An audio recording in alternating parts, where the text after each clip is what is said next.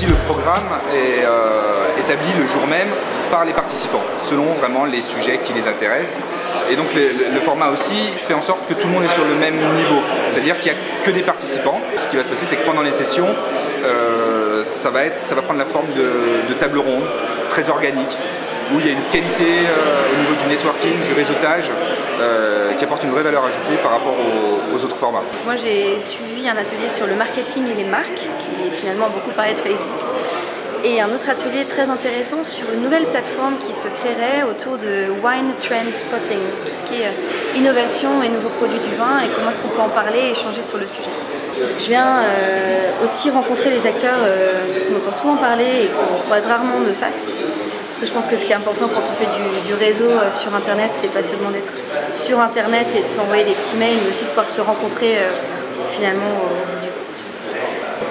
Aujourd'hui, on a eu la chance d'être en live, en direct, avec deux stars, on peut dire comme ça, du web aux États-Unis. Le premier, c'est Robert McIntosh, qui a un blog marketing qui s'appelle One Conversation et qui organise la conférence européenne des wine bloggers, qui m'a fait réaliser que tout était possible dans le vin, en fait. Aussi Rick Bacas, qu'on a connu un peu ensemble avec Bourgogne Live et Miss Vicky Wine pour la soirée spéciale du Chardonnay.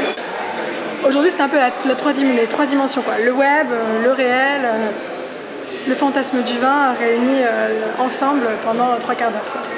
La magie du format a opéré à nouveau, puisque on voit qu'il y a eu beaucoup de richesse dans la diversité des échanges.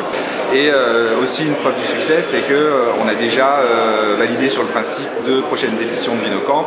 Et tu seras aussi content que moi de savoir que le prochain Vinocamp aura lieu en Bourgogne cet automne. Et un Vinocamp à Bordeaux probablement au début de l'année prochaine.